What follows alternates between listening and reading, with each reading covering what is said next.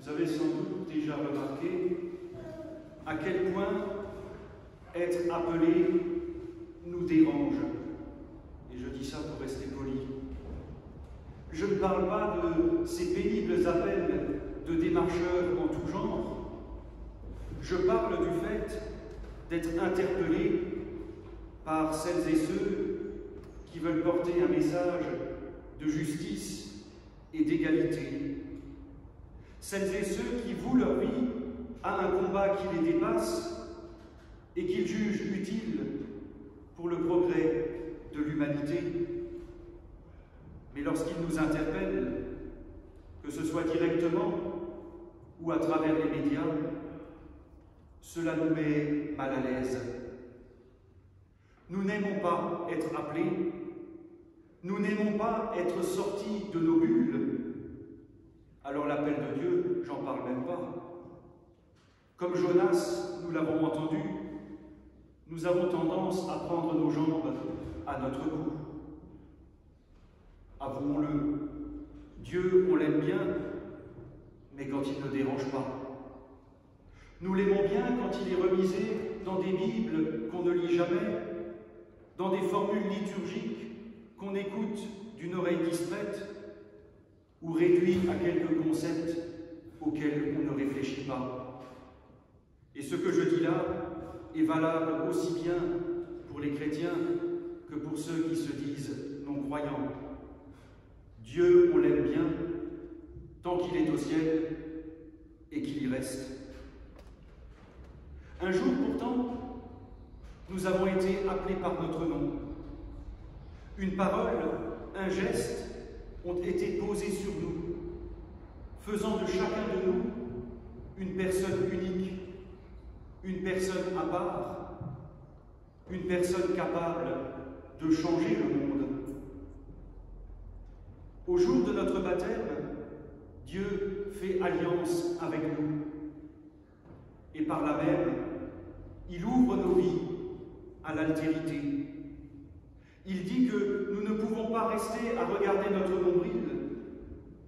Et dans l'appel que Dieu nous lance dès le baptême et tout au long de notre vie, nous faisons l'expérience d'un Dieu qui n'est ni un souvenir de catéchisme, ni une relique du temps passé, mais un coup de pied au derrière. Dieu est cet élan qui nous réveille de nos sommeils culturels, existentiels ou religieux. Bien sûr, cet appel fait peur. Et nous sommes tous, au fond, des Jonas en puissance qui avons besoin de se jeter à l'eau. Il faut parfois passer un temps conséquent dans le ventre d'une baleine pour s'en rendre compte. Une image tellement parlante qu'elle a été reprise dans plusieurs autres histoires, je pense en particulier à Pinocchio. Et cette baleine représente le temps de la maturation, le temps de la découverte, et j'ose le dire, le temps de la conversion. Des entrailles du poisson, Jonas pria le Seigneur son Dieu. Dans l'angoisse qui m'étreint, j'implore le Seigneur, il me répond. À jamais, les verrous du pays de la mort sont tirés sur moi, mais de la fosse, tu m'as fait remonter vivant, Seigneur mon Dieu. Dans ce temps de mûrissement de sa foi, Jonas comprend que la fuite n'est jamais une solution.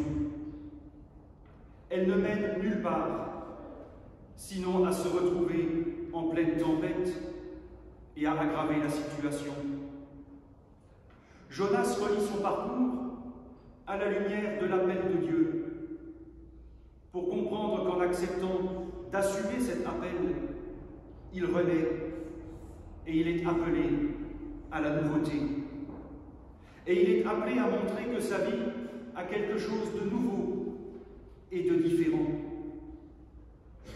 Hier encore, quelqu'un me disait à quel point la foi apportait une dimension supplémentaire dans la vie.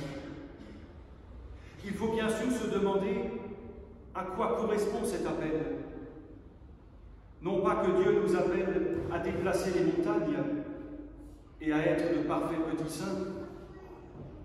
Il est dit que le baptême nous associe à la mort et à la résurrection du Christ.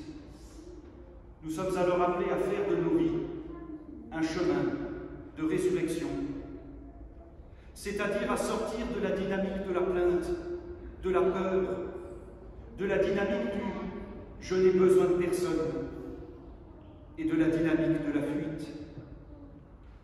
Nous sommes appelés depuis le baptême à faire de notre vie autre chose qu'une errance sans but et que bêler avec le troupeau.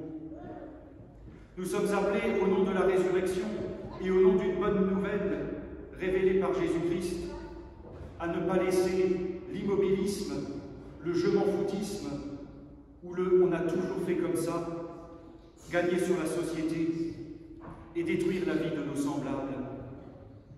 Vous me permettrez un exemple. Est-ce que le nom de Berthe Bertsch vous dit quelque chose? Cette Berthe Bertsch a été la première femme pasteur en Alsace. Et de ce fait, l'une des premières, sinon la première femme pasteur en France.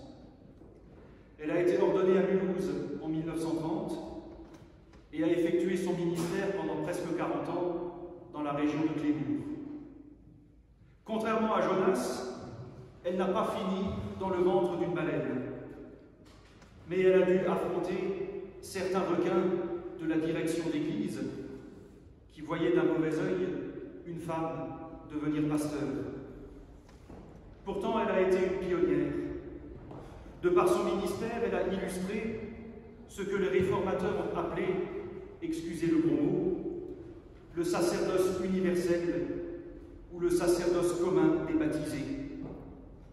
Qu'est-ce que ça veut dire? Ça veut dire que d'une façon ou d'une autre, nous sommes appelés. Comme Jonas, même si nous ne savons rien de lui, de ses origines ou de ses qualifications, nous savons seulement que lorsque Dieu l'appelle, il prend la tangente. Ce qui fera dire à certains que cet appel de Dieu est réservé à une élite qui serait chargée de guider les fidèles faibles et ignorants. Or, il n'en est rien. L'exemple de Jonas nous le montre. Dieu n'appelle pas des gens qualifiés, il qualifie les gens qu'il appelle. Cet appel et ceux qui le suivent, on peut dire celles qui le suivent, en pensant à Berthe Bertsch et celles qui lui ont emboîté le pas, nous prouvent qu'on peut faire changer le monde. Nous sommes sortis de notre confort, de nos habitudes, parfois de nos idées toutes faites, mais cet appel nous inscrit dans une démarche de renouveau, de liberté et de résurrection. Et pour ce faire, pas besoin d'accomplir de miracles ou de déplacer des montagnes. Parfois, sourire à son voisin suffit pour se rendre à Ninive et mettre en échec la méchanceté du monde. Amen.